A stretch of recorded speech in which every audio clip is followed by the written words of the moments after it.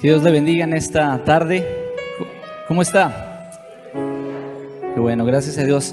Voy a invitarlo a que vaya en su Biblia, en el Evangelio de Juan, el capítulo 21. Vamos a leer los versículos 15, 16, 17 y hasta el 17 nomás.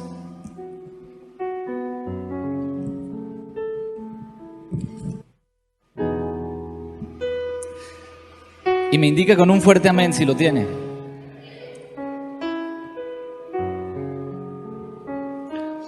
Dice la palabra de Dios: cuando hubieron comido, Jesús dijo a Simón Pedro: Simón, hijo de Jonás, ¿me amas más que a estos? Le respondió: sí, Señor, tú sabes que te amo. Él le dijo: apacienta mis corderos. Volvió a decirle la segunda vez: Simón, hijo de Jonás, ¿me amas? Pedro le respondió: sí, Señor, tú sabes que te amo. Le dijo: pastorea mis ovejas. Versículo 17, le dijo la tercera vez: Simón, hijo de Jonás, ¿me amas? Pedro se entristeció de que le dijese la tercera vez: ¿me amas? Y le respondió: Señor, tú lo sabes todo, tú sabes que te amo. Jesús le dijo: apacienta mis ovejas. Vamos a hacer una oración, hermano. Dios, te damos gracias en esta tarde porque tú eres bueno, porque por tu gracia, por tu favor y tu misericordia podemos estar en este lugar, y por eso bendecimos y alabamos tu santo nombre. Jesús, en esta tarde queremos pedir que tu palabra hable a nuestras vidas. Pongo mi vida en tus manos, Dios, para que me uses y hables a esta congregación, a esta iglesia, lo que tú tienes preparado para sus vidas, para sus mentes y sus corazones. Ayúdanos a vivir en la palabra y que sea de provecho para nosotros. Lo pedimos en el nombre de Cristo Jesús, y todos decimos amén. Puede ocupar su lugar, hermano. ¿Cuántos enamorados hay aquí? No los vi muy convencidos. ¿Cuántos enamorados hay aquí? ¿Cuántos enamorados de Cristo hay aquí? ¿Cuántos enamorados de sus esposos y esposas hay aquí? Y bajaron mucho, hermanos. Ella le preguntó: ¿me quieres? Y él le contestó: no. ¿Piensas que soy linda? Y él le respondió: no. ¿Me tienes en tu corazón? Y él le dijo: no. Ella, triste, se dio la vuelta para irse, pero en eso él le tomó el brazo y le dijo: no te quiero, te amo. No pienso que seas linda, pienso que eres hermosa. No estás en mi corazón, tú eres mi corazón. Y no lloraría por ti, moriría por ti. Aquí es donde todos hacemos Cuando uno lee poemas de este tipo, o que se encuentra con escritos que reflejan o que hablan del amor, vemos que son manifestaciones de personas que están enamoradas, muestras de amor. Y yo quiero preguntarle: ¿usted se acuerda? Los casados, levanten la mano los casados, hermanas y hermanos, que son mayoría.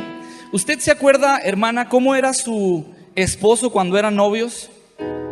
Tenía manifestaciones de amor, le llevaba chocolates al trabajo, a la escuela, le llevaba flores, le dedicaba canciones, le componía canciones. Podía cantar lo más desafinado que estuviera, pero le cantaba y le dedicaba canciones. ¿A poco no?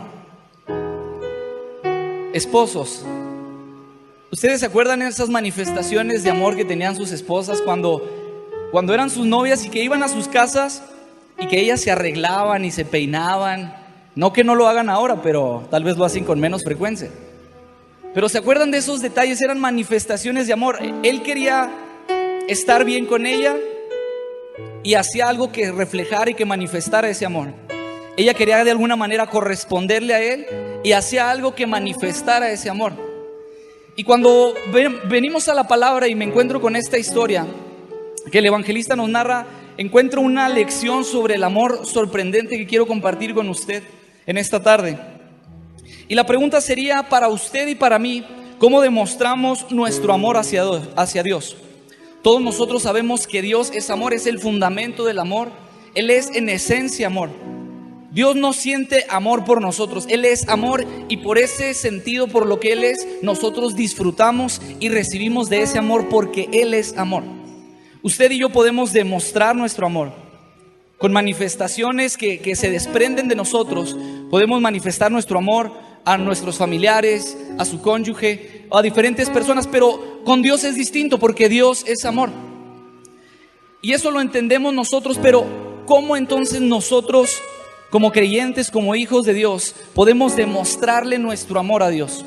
Y no sé si alguna vez usted ha escuchado la frase, las penas con pan son buenas. ¿Alguien la ha escuchado? Bueno, cuando yo veo esta historia, me imagino que esta vez no aplicaba este dicho para Pedro, para Simón Pedro. Porque me imagino que en esta ocasión probablemente para Pedro fue el desayuno más incómodo que le tocó vivir en toda su vida. Una situación comprometedora en gran manera. No sé si le ha pasado que en alguna ocasión usted sabe que amigos de usted están peleados o familiares están peleados y por alguna situación toca estar juntos en la mesa, en un convivio familiar, en un cumpleaños, en la cena de Navidad, y toca estar juntos en la mesa, pero hay diferencias entre unos y otros y es incómodo porque hay un silencio que no sabe uno cómo romperlo o cómo empezar a hablar, porque sabe que este está peleado con aquel o que aquel está peleado con aquel. O incluso tal vez le ha pasado que una noche anterior usted tuvo una discusión con sus hijos, con su esposa, con su esposo, y empezó a discutir y en medio de la discusión usted empezó a levantar la voz y empezó tal vez a ofender a su esposa o a su esposo, o tal vez dijo algo a sus hijos que no debía de haber dicho. Y a la mañana siguiente, cuando se sientan para desayunar todos, está este silencio incómodo porque hay algo que afectó la noche anterior. Hay algo que no se siente bien, hay algo que de alguna manera incomoda y no deja que se pueda disfrutar ese desayuno o esa comida. Y cuando veo la historia que el evangelista Juan nos narra, me imagino que era la misma situación en la que Pedro se encontraba. Y es que esto era lo que había sucedido. Voy a pedirle que abra su Biblia ahí mismo en el Evangelio de Juan, en el capítulo 21, pero versículos atrás. Esto era lo que había sucedido. El capítulo 21, verso 1 dice: después de esto, Jesús se manifestó otra vez a sus discípulos junto al mar de Tiberias, y se manifestó de esta manera. En esta ocasión, Jesús se manifiesta después de haber resucitado, y la palabra dice que era la tercera vez que se aparecía a sus discípulos. Recordemos que Cristo había sido crucificado y había hecho la promesa de que al tercer día Él se levantaría de la tumba, Él resucitaría de entre los muertos con poder y victoria. Entonces, esta es la tercera vez que Cristo se aparece a sus discípulos después de haber resucitado. Y la trama la historia se desarrolla de la siguiente manera. Está Pedro, y yo me imagino a Pedro, la Biblia no lo dice, pero uno lo puede entender por cómo el evangelista maneja la historia. Yo me imagino a Pedro desconcertado, triste, de alguna manera ofuscado, preocupado, desesperado tal vez por lo que había sucedido. Y ahorita le voy a platicar qué fue lo que pasó. Pero entonces está Pedro, y Pedro dice: me voy a ir a pescar, quiero irme a pescar. El capítulo 21, versos 2 y 3 dice: estaban juntos Simón Pedro, Tomás llamado Dídimo, Natanael el de Caná de Galilea, los hijos de Zebedeo y otros dos de sus discípulos. Y Simón Pedro les dijo: voy a pescar. Me imagino que Pedro se sentía frustrado, triste, decepcionado de sí mismo. Y es que esto es lo que quiero decirle, no era para menos, porque estamos hablando del mismo Pedro que había dicho que no iba a negar a Jesús. Estamos hablando del mismo Pedro que había tenido un diálogo con el maestro y que le dijo: yo no te voy a negar.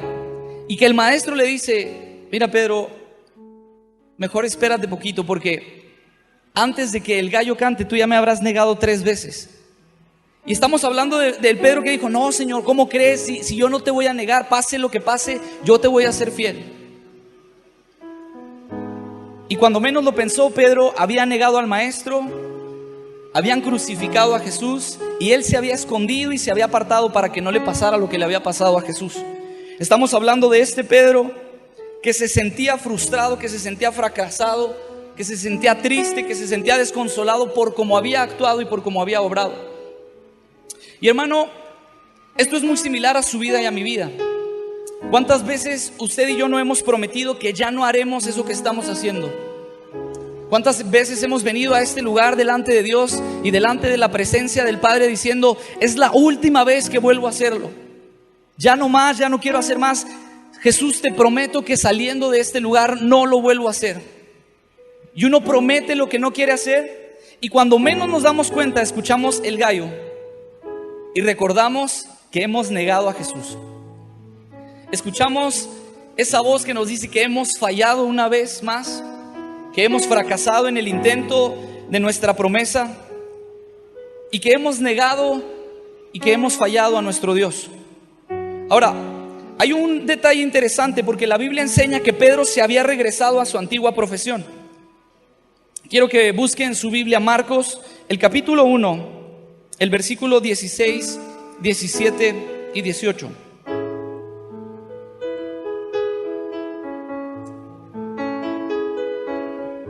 Marcos capítulo 1, versículos 16 al 18.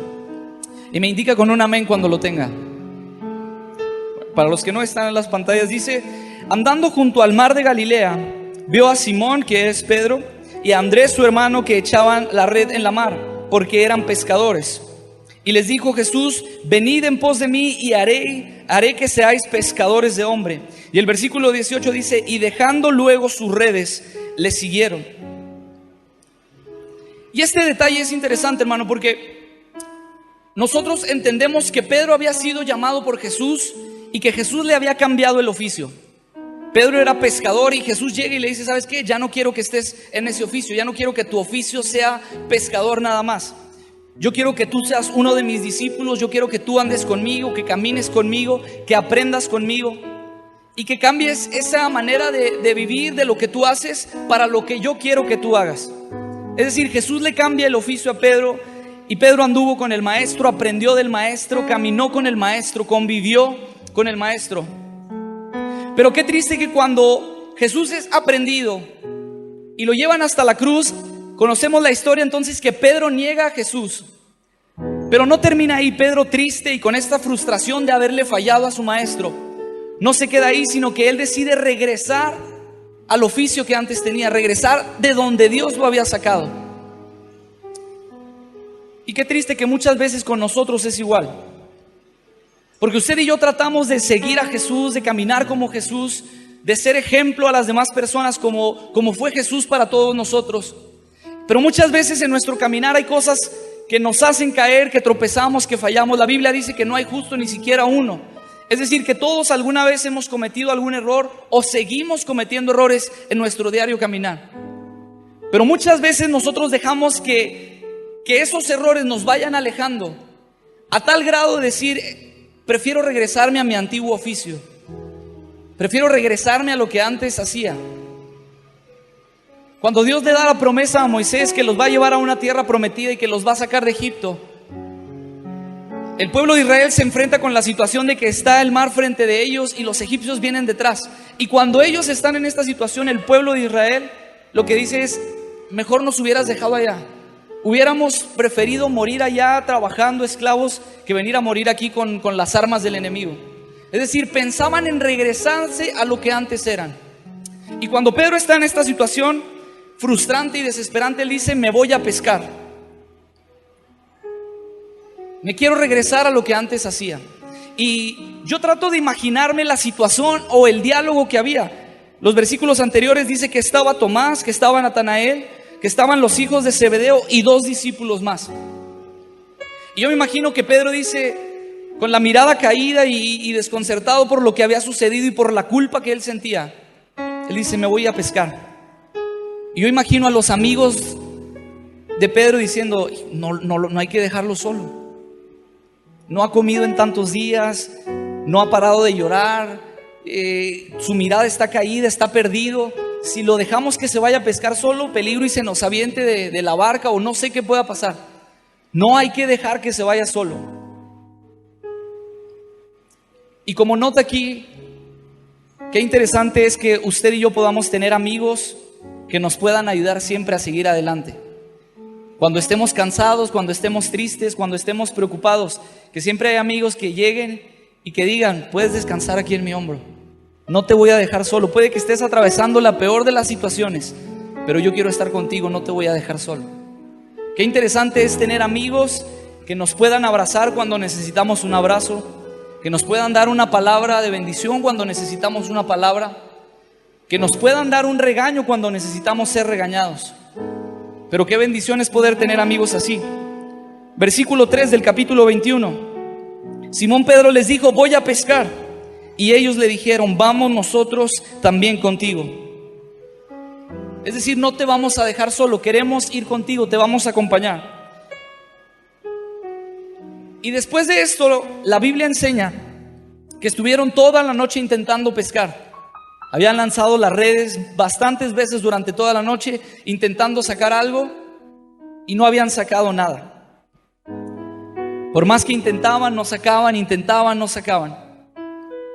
Y yo me imagino la frustración y la desesperación, incluso el coraje tal vez que ha de haber sentido Pedro, decir, todavía que me siento tan vil por haberle fallado al maestro, todavía que lo negué, todavía que le fallé, todavía que he pecado en contra de él.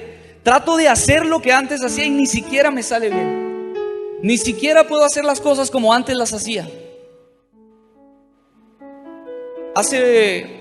La semana pasada nos tocó viajar al Congreso Nacional de Jóvenes en la ciudad de Monterrey. Y andaban unos muchachos de aquí de la ciudad y una de las jovencitas, yo estaba platicando y ella va a ir a estudiar fuera de México. Y mientras yo platicaba con ella le decía, cuídate allá donde vas a estar. Y ella me decía, es que ya aunque intente hacer otras cosas, ya aunque intente ir a las fiestas, ya aunque intente hacer otras cosas, ya no puedo estar a gusto, ya no disfruto igual, ya no puedo hacer las cosas como antes. Por más que intento hacer las cosas como antes, ya no puedo hacerlas. Y le digo, y ya no vas a poder hacerlas porque desde que Cristo entró a tu vida, tú ya no vuelves a ser igual. La palabra de Dios nos enseña que todas las cosas son hechas nuevas. Cuando usted y yo venimos a Cristo, somos nuevas criaturas y todas las cosas son hechas nuevas. La Biblia nos dice, la mitad de tu vida va a ser hecho nuevo y la otra mitad se va a quedar ahí. La palabra de Dios dice, cuando usted y yo nos acercamos a Cristo, las cosas viejas pasaron, las cosas viejas se quedan atrás. He aquí, todas son hechas nuevas por medio de Cristo Jesús. Y lo que quiero decirle con esto es que por más grave que sea la falta o el error que usted haya cometido, aunque trate de regresarse y trate de hacer lo que antes hacía, por más que lo intente, usted ya no va a disfrutar igual. Usted ya no va a poder hacer las cosas igual. No va a tener la misma satisfacción, no va a tener el mismo sentir, porque Cristo está en su corazón y el Espíritu Santo va a seguir redarguyendo su vida. A tal grado de que usted entienda y reconozca que Dios quiere escuchar de parte de usted el amor que usted siente hacia Él. Y entonces está en este momento Pedro. Y estuvieron toda la noche intentando pescar y no pescaron nada. Y es entonces cuando aparece Jesús. Y la Biblia dice que Jesús aparece en la playa, es decir, ellos estaban en la barca, en el mar. Y Jesús aparece en la playa, a las orillas. Y cuando Jesús aparece, Jesús les pregunta, hijitos, ¿tienen algo de comer?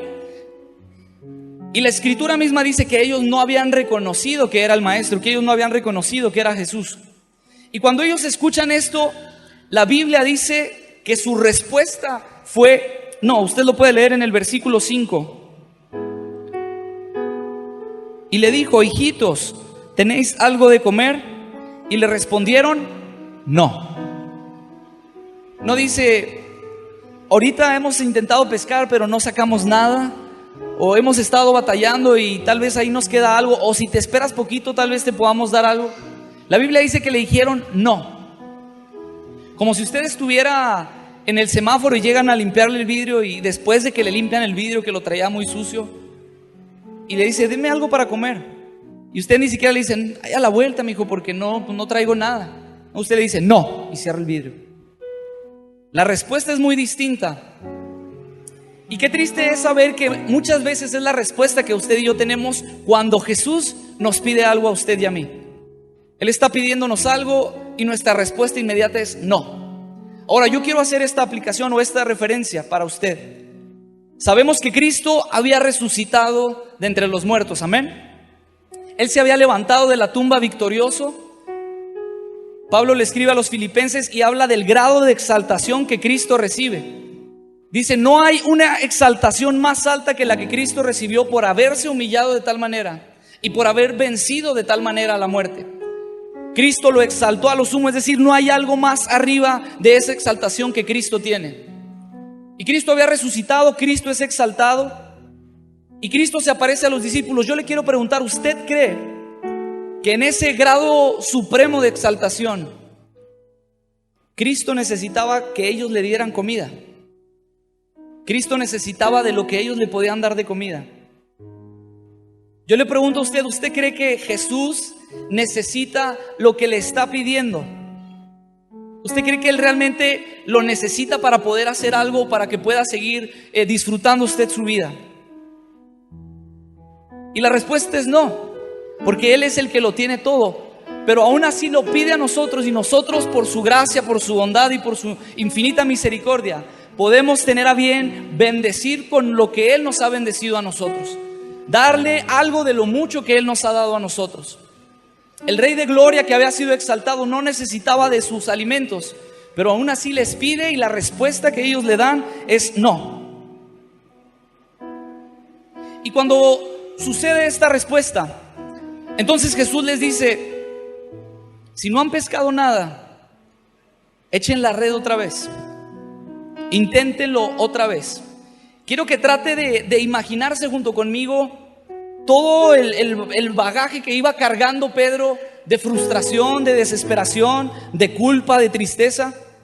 Es decir, había negado al maestro, le había fallado al maestro, se había regresado a su oficio anterior, a su oficio que antes era. Estaba intentando hacer algo y ni siquiera le salía bien. Y todavía llega una persona y le dice, inténtalo otra vez. Y es como, hemos estado intentando pescar toda la noche y vienes tú y me dices, inténtalo otra vez. No sé si a usted le ha pasado esto, pero por lo general sucede más con las mamás o con las esposas. Pero uno está buscando algo y grita, oye mamá, ¿dónde están las tijeras? Y luego la mamá responde, mi hijo, están en el peinador, en el cajón de mero arriba, del lado derecho. Y llega uno hasta el peinador, cajón de mero arriba, del lado derecho, abre, busca y no encuentra, abre el cajón del medio, abre el cajón de abajo, abre el cajón de los otros lados y no encuentra nada. Y lo dice, mamá, ¿dónde me dijiste que estaban las tijeras? En el peinador, en el lado derecho, en el cajón de mero arriba. Y uno vuelve a abrir el cajón y medio busca y el cajón del medio y abre todos los cajones. Y luego se nos ocurre hacer el gravísimo error de decir, pues no están las tijeras en el cajón de arriba. Entonces tiene que venir mamá hasta donde está uno. Y no sé, la Biblia no menciona, pero no sé de dónde adquieren las mamás ese don o esa habilidad de aparecer las cosas cuando no están. Porque abren el cajón de mero arriba y lo primero que aparece ahí son las tijeras. Dices, aquí están las tijeras. Ahora imagínense la frustración que Pedro sentía de haber estado intentando pescar y que no sale nada. Y alguien le dice, inténtalo otra vez, ahí hay algo para que saques. Inténtalo otra vez. Versículo 6. Y él les dijo, echad la red a la derecha de la barca y hallaréis. Entonces la echaron y ya no la podían sacar por la gran cantidad de peces. La gran sorpresa que se ha de haber llevado Pedro y los amigos de Pedro que estaban con él en esa ocasión. Habían intentado pescar, no habían pescado nada. Llega un sujeto, les dice que lo intenten otra vez y la red ya no podía sacarla de tantos peces. Pero déjeme decirle algo, no estamos hablando de cualquier sujeto, estamos hablando de Jesucristo. Hermano, cuando Jesús te dice, inténtalo otra vez, ten por seguro que la red saldrá llena. Cuando Jesús te dice, inténtalo otra vez, ten por seguro que Él estará en medio de la situación. Cuando Jesús te dice, inténtalo otra vez, ten por seguro que el milagro va a suceder. Cuando Jesús te dice, inténtalo otra vez, confía en su palabra y confía en que Él hará. Porque cuando Jesús dice, inténtalo otra vez, el milagro sucede. Y también trato de imaginar el sentimiento o lo que ha de haber pensado Pedro cuando estaba en ese momento. La Biblia dice que Juan entendió de lo que se trataba y entendió de quién se trataba. Y yo trato de visualizar o de imaginar a Pedro recordando lo que había sucedido tiempo atrás en el lago de Genesaret. Por ahí usted puede buscar en el Evangelio de Lucas el capítulo 5, versículo 5.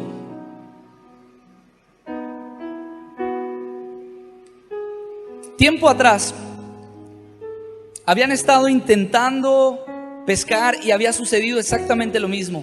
Toda la noche habían estado tratando de pescar y no habían sacado nada. Y dice Lucas 5, respondiendo Simón le dijo: Maestro, toda la noche hemos trabajado y nada hemos pescado, mas en tu palabra echaré la red, mas en tu nombre echaré la red, mas en la promesa que tú me has dado echaré la red. Entonces yo imagino a Pedro en este momento, tiempo después, diciendo: yo esto ya lo viví, yo sé de quién se trata. Y cuando Juan le dice que se trata del Señor, Pedro estaba sobre la barca tratando de pescar y él estaba en ropa interior. Y cuando se da cuenta de que es Jesús, la Biblia dice que él se ciñó sus ropas, se vistió y no quería que el maestro lo viera deshonrosamente, no quería que el maestro lo viera con ropa interior. Así es que él se viste, se ciñe sus ropas, se baja de la barca, se avienta al mar y se dirige hacia donde estaba el maestro. Y qué interesante saber que Pedro no quería que el maestro lo viera en ropa interior. Yo digo, bueno, si usted analiza la historia de Pedro, él anduvo con el maestro, él conocía al maestro, él era amigo del maestro. Tal vez le tocó verlo así en otro tiempo mientras pescaban, o cuando lo llamó incluso tal vez pudo haber estado así. Pero él dice: yo no quiero que el maestro, que Jesús me vea así. No está bien que me vea así, y menos después de lo que yo le había hecho. Entonces él se ciñe de sus ropas y se va a donde está el maestro. Cuando usted y yo venimos a este lugar, usted y yo venimos con la disposición de tener un encuentro con Jesús. ¿Alguien puede decir amén? Nos levantamos el domingo y nos despertamos con esa disposición de decir: yo quiero estar en la casa de mi Padre. Es mejor que esté un día en su casa que 1000 fuera de ellos. Y nos despertamos el domingo y nos levantamos con la intención de venir a este lugar y tener un encuentro con Jesús. Pero qué interesante es tener la misma actitud que Pedro tenía y no venir nomás por venir, o no venir de manera que deshonremos a Jesús cuando vengamos. A lo que voy es que debemos de tener una buena apariencia también cuando venimos a la casa de Jesús. Muchos hemos escuchado y visto que cuando se invita a una boda o cuando se invita a una fiesta especial, incluso los salones tienen el letrero o los reglamentos de las personas que no pueden entrar a ese lugar si van así. Y cuando usted y yo venimos a este lugar, venimos con esa intención de tener un encuentro con Jesús. Entonces Pedro se ciñe de sus ropas, se baja de la barca con sus amigos y se dirige hacia donde está Jesús. Y fíjese lo que dice el capítulo 21, el verso 12. Les dijo Jesús: venid y comed. Ahora Jesús es el que les está diciendo: vengan y coman conmigo. Primero les pide comida y ellos les dicen que no tienen, pero es después Jesús el que los invita a participar de los alimentos. Y hay una frase del superintendente nacional que me gusta mucho, y es esta: cuando Dios te pide, es porque te quiere dar, y cuando Dios te da, es porque te quiere pedir. A los discípulos, a Pedro, a sus amigos les había pedido, pero después les estaba él mismo dando. Y se sientan y entonces empiezan a comer, y volvemos y regresamos a esta parte donde habíamos empezado. El desayuno, la comida más incómoda que Pedro jamás tuvo que haber vivido, o que Pedro tenía que estar sufriendo en ese momento. El desayuno donde no hubo palabras, donde unos tenían miedo o la inquietud de preguntar de si era Jesús, pero nadie decía nada. Y me imagino a Pedro también pensando en la excusa que le daría a Jesús si le llegara a preguntar sobre por qué lo había negado. Pensando miles de excusas y decir: no, si me pregunta tal vez le digo híjole Jesús, es que tú no sabes cómo estaba la situación. Tú no sabes la presión que yo sentía cuando te aprendieron a ti. Pensando en las excusas que tal vez pudiéramos poner nosotros. Es que tú no sabes cómo se comportan en el trabajo. Es que tú no sabes la presión que ejercen en mi escuela. Es que tú no sabes la presión y el conflicto que hay en mi casa. O me imagino a Pedro tal vez recordando todas las horas que había pasado llorando por haber fallado y por haber negado al maestro. Y entonces viene la pregunta: Pedro, Simón, hijo de Jonás, ¿me amas más que a estos? Y cuando llegamos a esta parte se emplean dos palabras del griego para definir la palabra amor en los diferentes sentidos que se están expresando en esta escritura. Y la primera de ellas es el amor agapeo o agapao, que es un amor inteligente y determinado, un amor que tiene que ver con la mente y con la voluntad, con lo que uno quiere hacer. Y el segundo es el amor fileo, que es un afecto caluroso o un amor emocional. Es decir, uno es del sentimiento, de la voluntad, y el otro es de la emoción, de lo que salta para hacer. Y lo que Jesús da a entender a Pedro es que su amor no solamente debe ser de voluntad, sino también de corazón. Un amor que brota del propósito como del afecto personal. Y la misma enseñanza, hermano, está dispuesta para usted y para mí. Nuestra devoción por Dios es más grande cuando usted y yo demostramos nuestro verdadero amor por Cristo. Nuestra devoción hacia Dios, hacia el Padre, es más grande cuando usted y yo demostramos un verdadero amor por Cristo. Y rápidamente quiero darle tres formas de cómo demostramos nuestro amor a Cristo. La primera de ellas quiero que me acompañe en Marcos, capítulo 12, verso 30.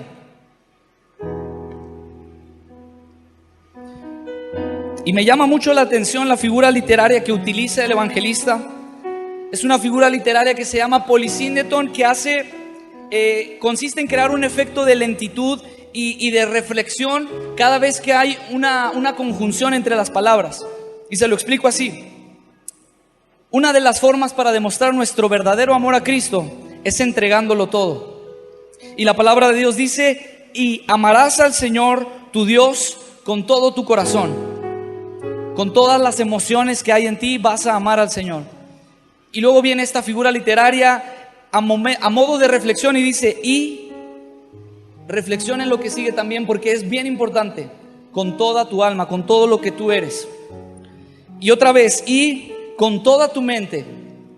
Y por último: y con todas tus fuerzas. Una de las formas de demostrar nuestro amor a Dios es entregando todo. El número 2 es siendo Él nuestra prioridad. Mateo, el capítulo 6, versículo 33.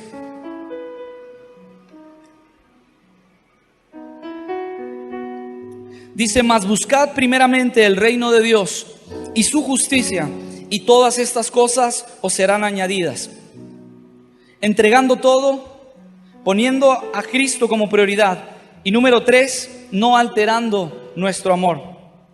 Efesios, el capítulo 6, versículo 24.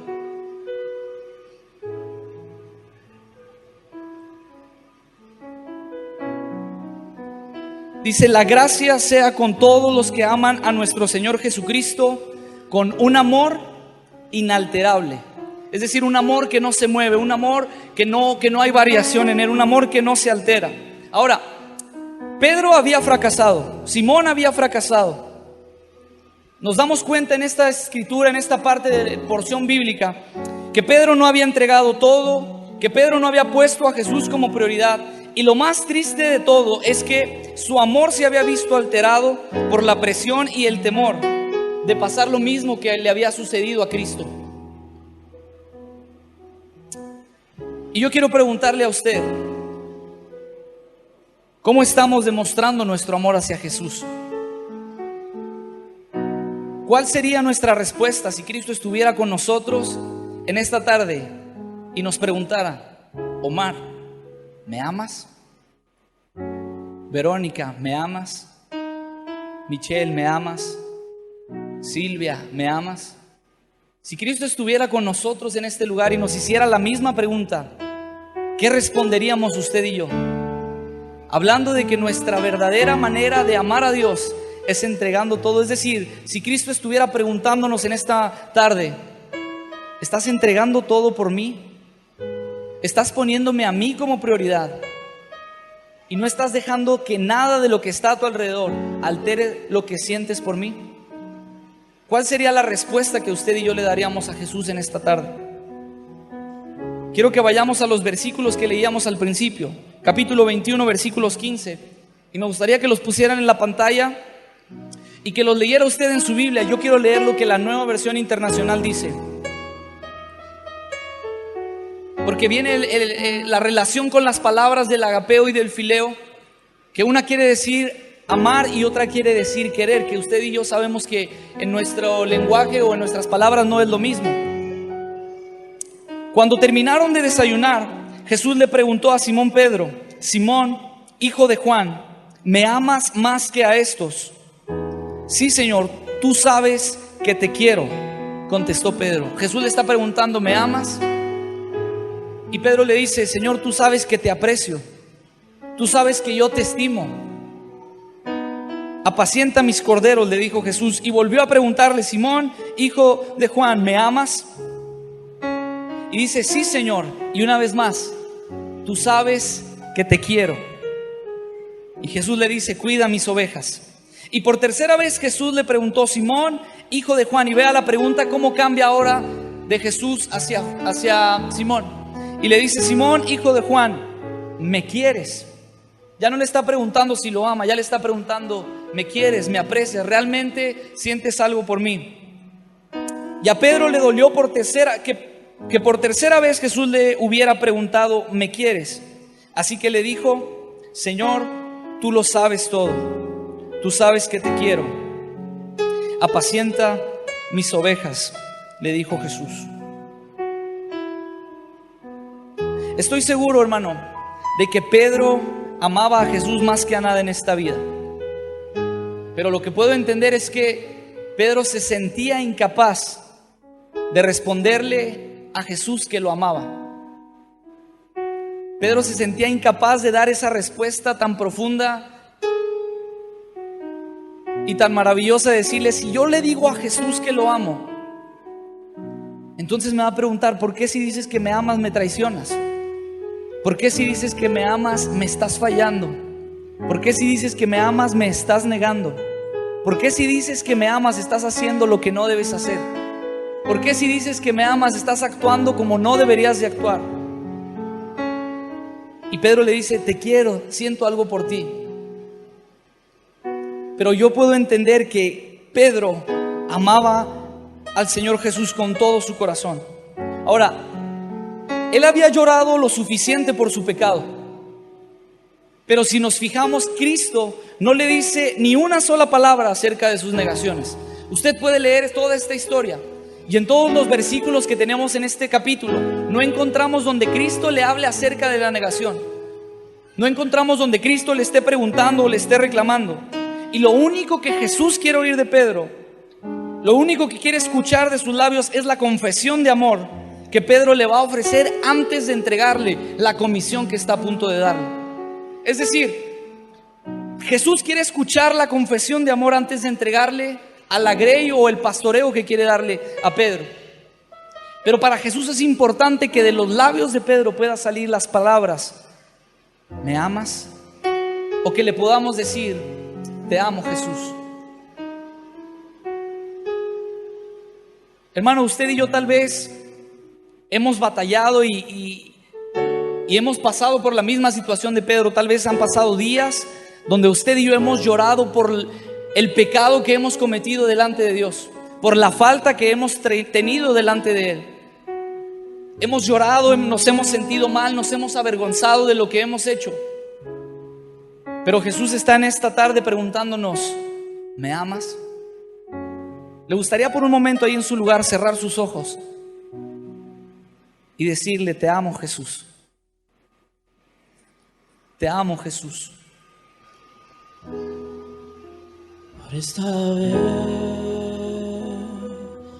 yo quiero decir lo Cristo significa para mí.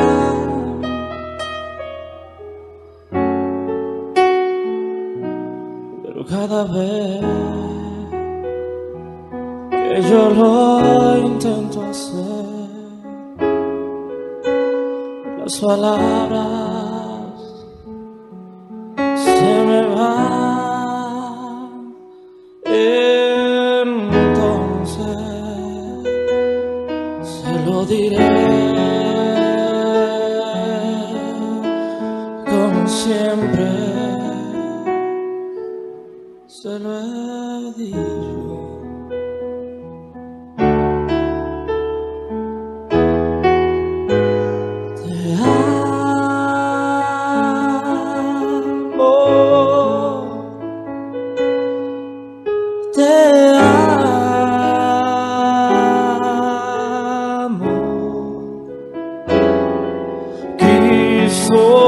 Tú sabes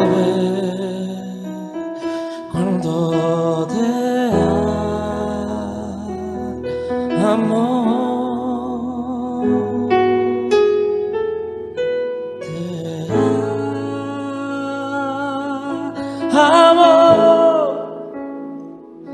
mi Señor, yo te amo. Las palabras nunca dirán cuánto te amo. ¿Quiere estar de pie en esta tarde?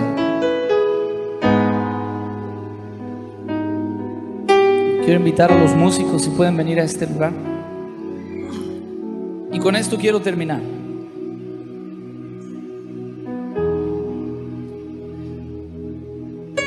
El diálogo que Jesús tiene con Simón termina con la palabra sígueme.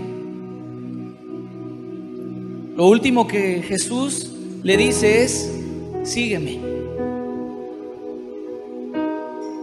Como si le estuviera diciendo: no importa lo que hiciste antes, yo sé que me fallaste, yo sé que me negaste, no importa lo que hiciste antes, ya no hables de eso, yo no te voy a acusar.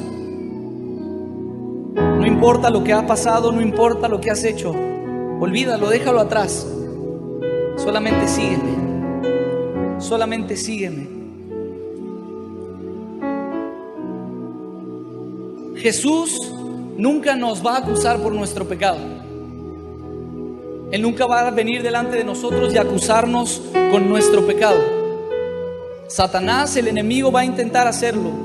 Y va a intentar confundir, y en nuestra mente va a tratar de causar este conflicto cuando usted y yo venimos a la iglesia, y cuando usted y yo queremos levantar las manos, y va a empezar a recordarte: ayer estabas haciendo esto, en la semana no te pusiste a hacer aquello, no te peleaste aquí, no dijiste esto, y ahora vienes y quieres levantar tus manos. El enemigo va a acusarte, el enemigo va a tratar de ver tu pecado, pero Jesús no va a hablar de tu pecado.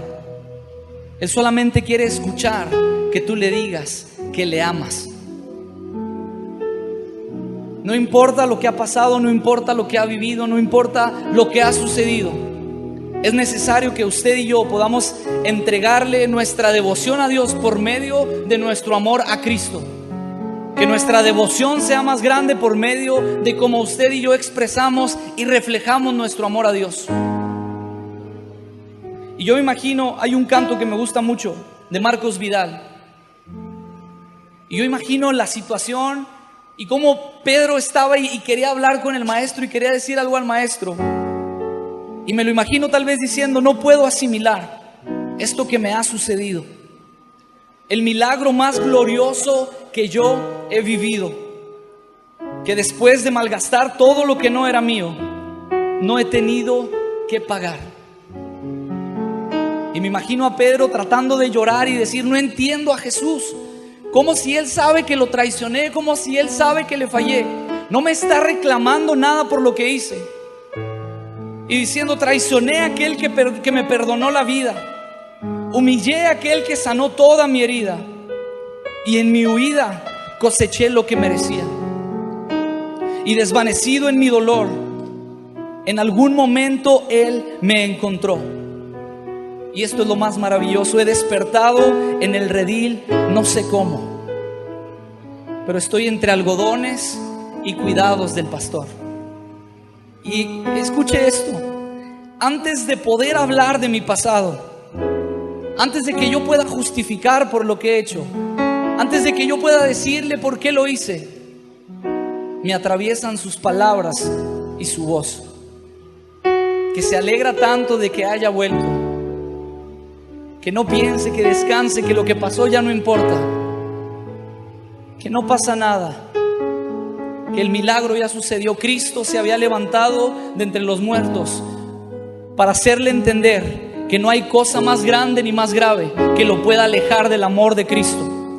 Cristo había resucitado de entre los muertos para hacerle entender que por más que hubiera fallado y que por más mal que hubiera hecho, Él iba a estar ahí dispuesto a escucharlo, a abrazarlo y a perdonarlo. Hermano, yo quiero invitarlo a que usted y yo en esta tarde vengamos a este lugar. Quiero invitar a la congregación a venir a este altar y que juntos le podamos decir: Dios, tal vez te he fallado, tal vez no he hecho las cosas como debería hacerlas, pero en esta tarde quiero expresar mi amor por ti. En esta tarde quiero expresar eso que siento por ti. Y que le podamos decir: aún no entiendo cómo es que tú no me acusas de lo que yo he hecho. Aún no entiendo cómo es que tú pasas por alto lo que he hecho, que me he descuidado, que te he ofendido, que te he fallado. Y no entiendo por qué no me reclamas. Y solamente extiendes tus brazos y me das más de tu amor. ¿Qué le respondería usted a Jesús si en esta tarde le estuviera preguntando: ¿me amas? ¿Estás entregando todo por mí? ¿Estás poniéndome a mí en primer lugar en todo? Tu amor se está viendo inalterable a pesar de las circunstancias. O tal vez hemos dedicado y hemos entregado nuestro corazón al sentimiento, al romanticismo, al amor terrenal, y hemos descuidado a Dios. Tal vez hemos desgastado nuestras fuerzas, nuestros talentos en otras cosas y nos hemos olvidado de entregarlo a Dios.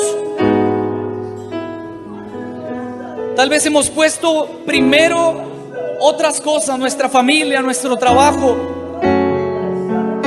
Tal vez hemos puesto delante de nosotros tantas cosas, a una persona, y no estamos poniendo a Dios en primer lugar. Y tal vez estamos afectados por lo que hay a nuestro alrededor, y las presiones que hay a nuestro alrededor nos mueven, nos incitan y nos llevan a hacer lo que antes hacíamos y lo que antes éramos. Pero qué bendición es que usted y yo, como hijos del Rey, podemos venir y acercarnos confiadamente al trono de su gracia y no escuchar un reclamo de parte de Dios, y no escuchar un regaño de parte de Dios, sino simplemente decir: antes de que hables de tu pasado, antes de que empieces a acordarte de lo mal que has hecho, antes de que empieces a hablar de lo que me has traicionado y que me has negado, déjame abrazarte, déjame recordarte que te amo, déjame recordarte que estoy contigo, déjame recordarte que soy tu Padre y que estoy contigo a pesar de todo. Déjame decirte que es necesario que te olvides de lo pasado, que no te acuerdes más de lo que viviste, de lo que hiciste. Simplemente déjate envolver por mis brazos.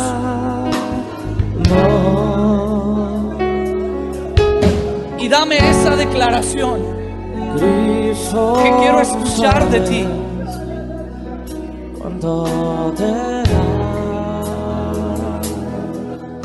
Vamos, dígale con sus propias palabras: Jesús, yo te amo. Cristo, yo te amo. Jesús, yo te amo.